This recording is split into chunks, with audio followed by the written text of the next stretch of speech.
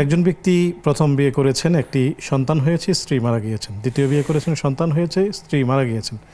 তৃতীয় বিয়ে করেছেন, স্ত্রী আছেন এবং কোনো সন্তান নেই। তিনি মিরাজ বন্টন সংক্রান্ত বিষয়ে জানতে চেয়েছেন যে এই অবস্থায় যদি স্বামী মারা যান তাহলে তিনি সম্পদের কত অংশ পাবেন এবং সন্তানেরা কতটুকু করে পাবে।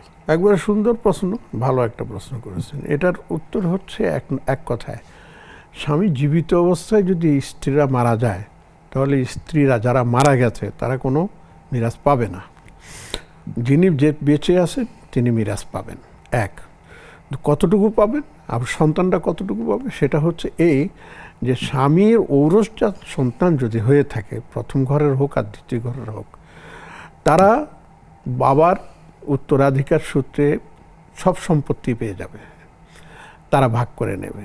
কিন্তু যদি তার কোনো আপনার স্ত্রী থেকে থাকে জীবিত, তিনি সম্পদের অষ্টমাংশ, 8 ভাগের 1 ভাগ, 8 ভাগের 1 ভাগ স্ত্রী জীবিত যিনি আছেন, এখনও স্বামীর ঘরে আছেন, তিনি সে অষ্টমাংশ মানে 8 ভাগের 1 ভাগ পাবেন।